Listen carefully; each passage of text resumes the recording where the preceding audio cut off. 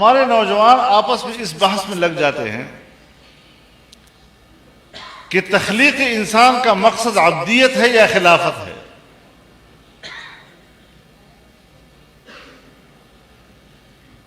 ठीक है ना? बहस शुरू कर देते हैं, तख्लीक इंसान का मकसद अब्दियत है या तख्लीक इंसान का मकसद खिलाफत है।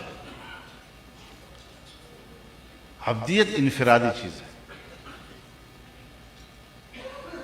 ये बमंज़िल शर्त के है खिलाफत के लिए।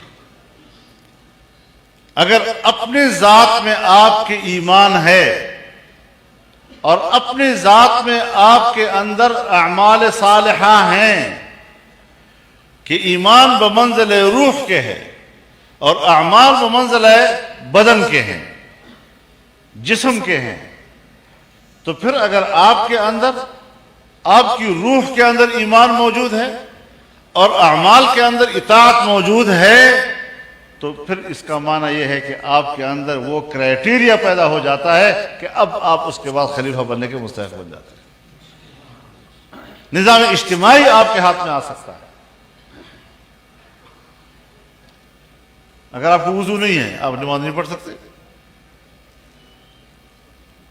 अगर आप किसी का ईमान नहीं है, किसी को अमाल सालिहा नसीब नहीं है, फासिक और फाजिर है, गंदगी और गलाजत जो है सारी जिंदगी उसका मतमह नजर है, कोई नदामत उसके ऊपर नहीं है, तो फिर जाहिर है जी कि उसको अल्लाह ताला ये मकाम देने को तैयार नहीं है कि मेरा नियाबत भी करो।